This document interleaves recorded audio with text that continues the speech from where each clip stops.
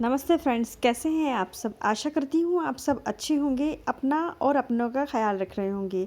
तो फ्रेंड्स, आज की वीडियो में मैं आपके साथ में शेयर कर रही हूँ लक्ष्मी पूजन जो मैंने किया है।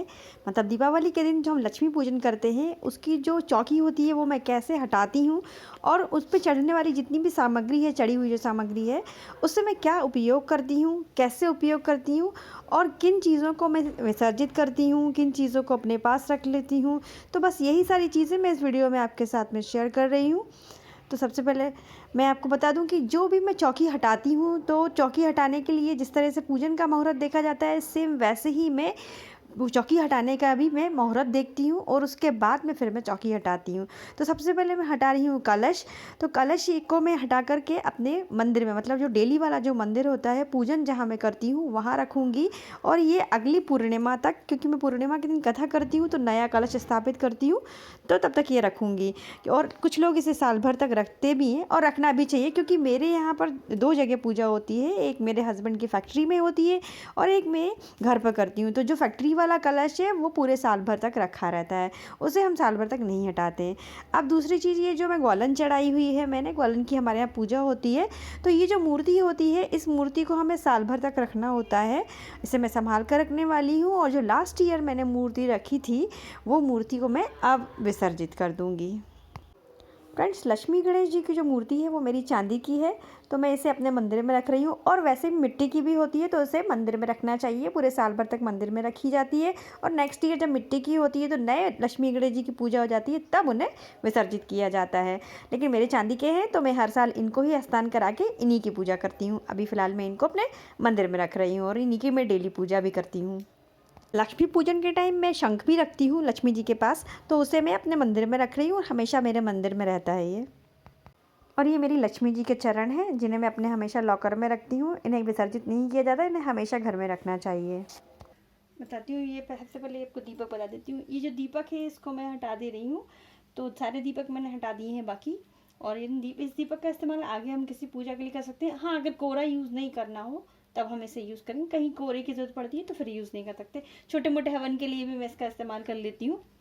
अब चलते हैं हम आगे। तो ये जो फूल है, ये कमल का जो फूल है, इसे मैं पूरा साल भर तक अपने घर में, अपनी जो हमारा लॉकर है, मैं उसके अंदर रखने वाली हूँ। इसको फेंकूंगी नहीं, मैं ना विसर्जित करूंगी, मैं इसे रखूंगी। आप चाहें तो आप भी रख सकते हैं। अब ये जो पान वगैरह है, ये हम खुद भी खा सकते हैं और दूसरे को भी खिला सकते हैं। और ये जो हल्दी दिख रही है आपको, हल्दी की गांठें हैं जो हमने धनतेरस के दिन खरीदी थी, उन्हें मैं पूरा साल भर तक रखती हूँ, उन्हें हटाती नहीं हूँ, अपने पास ही रहने देती हूँ। घर में साल भर तक रहती हूँ। एक ये धान और हल्दी, ये दो चीज़ें, कमलगट्टे भी लोग रख लेते हैं, लेकिन मैं इन्हें विसर्जित कर दूँगी। और जो पान है वो हम खुद भी खा सकते हैं, प्रसाद के तौर पे किसी को खिला भी सकते हैं। कोई घर में खाए तो खाने के लिए, अपन किसी को दे भी सकते हैं। और बाकी जो प्रसाद है वो बांट सकते हैं, और खा भी सकते हैं, और खिला भी सकते हैं। मिठाइयाँ वगैरह जो भी हमने फल चढ़ाए हैं, वो सारे हम खुद भी खा सकते हैं, दूसरों को प्रसादी के रूप में दे भी सकते हैं, दान भी कर सकते हैं, अपनी इच्छा है। और जो बर्तन वगैरह हमने चढ़ाए थे, उनका हम इस्तेमाल अब आगे कर सकते हैं। और ये जो फूल वगैरह हैं, फूल वगैरह जो होते हैं, वो सारे मैं हटाती जा रही हूँ, बताती भी जा रही हूँ आपको। मैं ये फूलों को फेंकती नहीं हूँ, और नहीं मैं विसर्जित करती हूँ, उन्हें सुखा लेती हूँ, फिर मिट्टी में उसको मिक्स करके गमलों वमलों में डाल देती हूँ। हाँ, जब मैं रेंट वाले घर में रहती थी, रेंटल हाउस में रहती थी, तब मैं इन्हें विसर्जित कर देती थी। लेकिन अभी मेरे पास गमले हैं, तो मैं इनको मिट्टी में फिर मिक्स करके गमलों में खाद के तौर पर डाल देती हूँ। डेली वाले फूल भी जो होते हैं, उनका भी इस्तेमाल मैं ऐसे ही करती हूँ।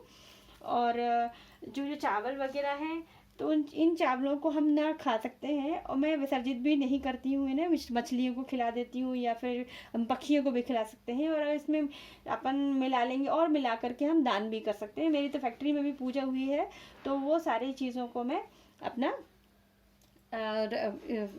पंडित को इसमें और मिला करके मैं दान दे दूँगी मैं। और ये जो माला वगैरह चढ़ाई, इन सबको मैं वैसे ही इसी के साथ में ही इस्तेमाल करूँगी गमलों में डालने के लिए। और ये 7 टाइप के अनाज है, इसमें सिर्फ धान में साल भर के लिए अपने पास रखने वाली हूँ। और बाकी जो इसके ऊपर चीज़ें रखी हुई हैं, वो सब दान कर देते हैं हम। और ये जो बाकी के जो अनाज हैं, इन अनाजों को मैं, हमारा जो स्टॉक है, जैसे अभी चने हैं, तो चनों को मैं अपने बाकी के जो चने हैं किचन में यूज़ कर लूँगी, इनको मिक्स कर दूँगी मैं। बाकी सारी चीज़ों को मैं ऐसे ही सारे अनाजों को जो मेरे घर में यूज़ होने वाले किचन में, उनमें मैं इसका इस्तेमाल कर लूँगी। किसी को दान नहीं दूँगी, खुद के घर में ही इस्तेमाल करूँगी मैं।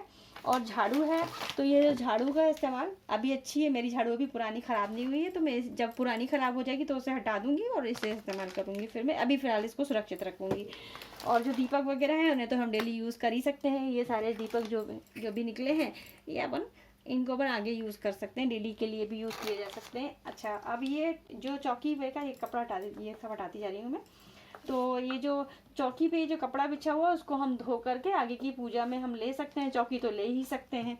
तो बस अभी ये जो सामान हम हटाएंगे, और हटाने के बाद में हमारे यहाँ पर चौक को ऐसे छोड़ा नहीं जाता है। पहले मैं इसे हटा दूँ ज़रा। ये जो चौक हमारा बना हुआ है, इसको हम इस तरीके से 1 2 और 3 करके इसे पलट दे देते हैं, और फिर हम इस पे पानी डाल देंगे।